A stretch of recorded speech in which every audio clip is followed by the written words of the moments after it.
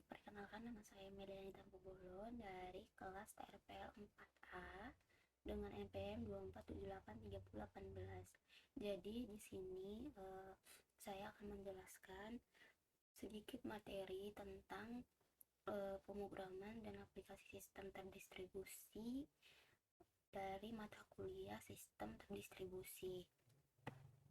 Sini kita bahas menggunakan PPT ini. Yang pertama, perkembangan sistem terdistribusi. Jadi, sistem jaringan client server semakin dikembangkan dan digunakan untuk dasar aplikasi dalam berbagai model bisnis. Banyak juga perusahaan-perusahaan yang udah mulai membangun aplikasi-aplikasi bisnisnya itu berbasis sistem jaringan client server untuk memberi layanan dan respons yang cepat kepada konsumen.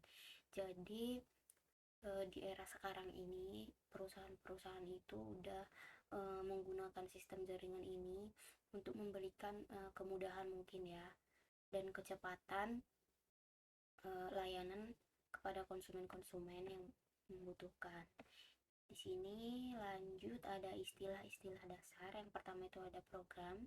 Jadi pernyataan atau kombinasi yang disusun dan dirangkai menjadi satu itu adalah satu kesatuan yang dapat menyelesaikan masalah untuk diimplementasikan dengan menggunakan bahasa pemrograman. Yang kedua ada bahasa pemrograman. Prosedur dan cara penulisan pemrograman terdapat aturan-aturan penting yaitu sintaks dan semantik. Jadi sintaks itu aturan grammatical mengatur tata cara, sementara semantik itu aturan yang menyatakan suatu arti. Yang ketiga ada pemrograman. Jadi di pemrograman ini dia diproses untuk mengimplementasikan urutan langkah supaya dapat menyelesaikan suatu masalah dengan menggunakan bahasa pemrograman. Selanjutnya ada pemecahan masalah. Jadi di pemecahan masalah ini kita membutuhkan sebuah teknik. Itu ada dua cara. Yang pertama ada teknik top down, yang dimana di teknik ini kita melakukan pendekatan untuk menyelesaikan masalah dengan cara memulai dari gambaran besar atau masalah utama terlebih dahulu, kemudian memecahkannya menjadi bagian-bagian yang lebih kecil secara bertahap hingga setiap bagian cukup sederhana untuk diselesaikan. Itu untuk teknik top down. Yang kedua ada teknik bottom up, yang di sini kita mendekatkan dimulai dari bagian-bagian terkecil atau komponen dasar terlebih dahulu, kemudian secara bertahap itu digabungkan menjadi sistem yang lebih besar hingga akhirnya membentuk solusi lengkap untuk masalah utama. Di sini ada gambaran ya, hubungan masalah, algoritma, dan solusi. Di sini ada identifikasi masalah, kemudian ada masalah, terus dianalisis. Di sini kita input datanya, kemudian algoritma langkah-langkah dan proses, terus kemudian outputnya dikeluarin. Terus ini ada verifikasi, solusi, dan implementasi. Untuk masalahnya sendiri itu mungkin kita analisis dulu ya menggunakan algoritma ini. Caranya dengan langkah-langkah yang terstruktur ya, kemudian dia akan dihasilkan lewat solusi atau jawaban-jawaban, kemudian diimplementasikan dan akan keluarlah hasil atau output. Selanjutnya ada teknik pemrograman. Di teknik pemrograman ini ada dua jenis, ada pemrograman terstruktur dan ada pemrograman modular. Untuk pemrograman terstruktur itu dikenalkan pertama kali oleh Edzer Dijkstra pada tahun 1968 melalui tulisannya yang terkenal berjudul Go to Statement Considered Harmful.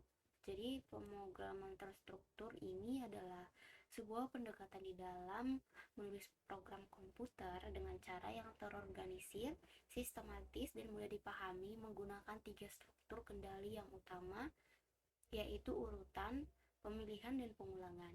Yang kedua ada pemrograman modular. Di pemrograman modular ini itu merupakan sebuah pendekatan dalam pengembangan program dengan cara memecah program besar menjadi bagian-bagian kecil yang disebut modul, di mana setiap modul itu menangani satu fungsi atau tugas-tugas tertentu secara mandiri dan dapat digunakan kembali.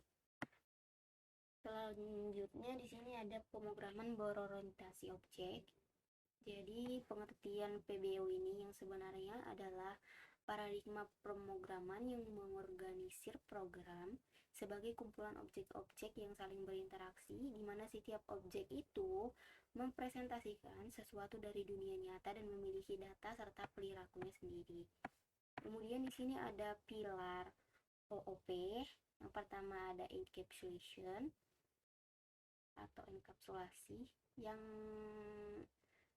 maksudnya enkapsulasi ini adalah prinsip menyembunyikan detail internal suatu objek dan hanya menampilkan apa yang perlu diketahui oleh luar.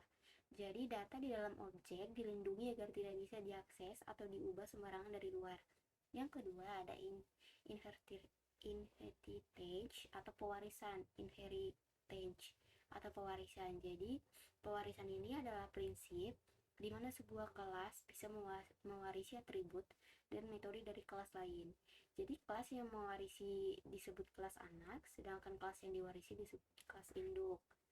Kemudian ada polimorfisme yang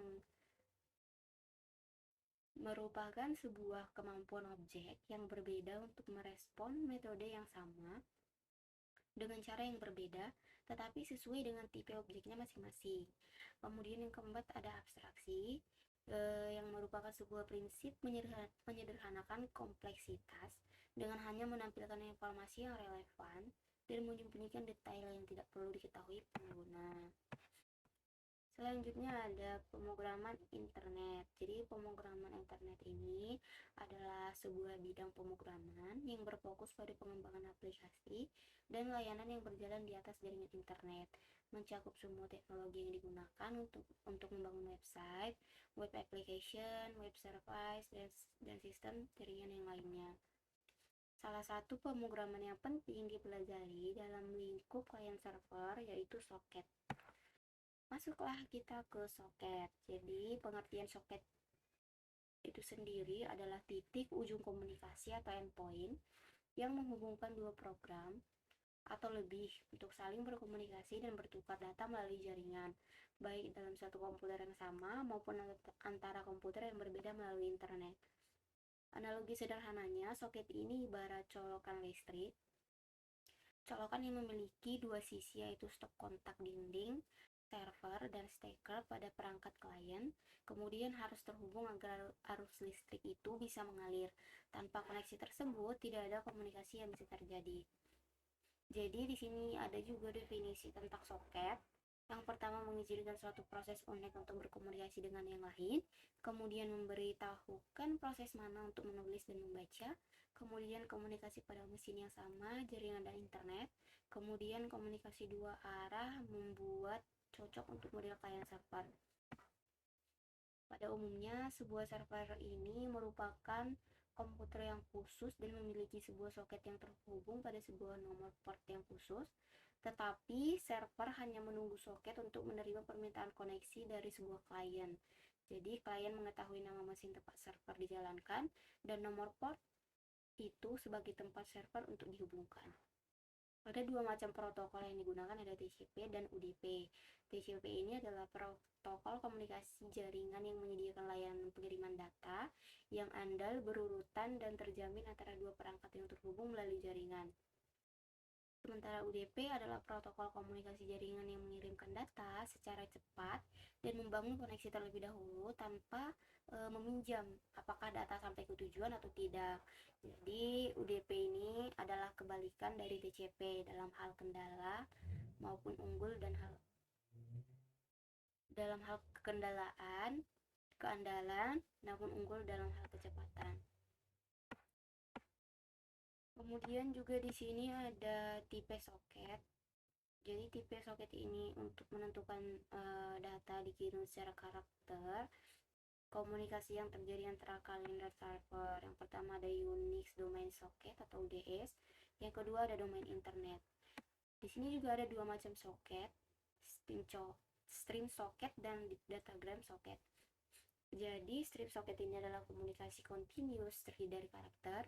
Datagram adalah pembacaan seluruh pesan dengan segera.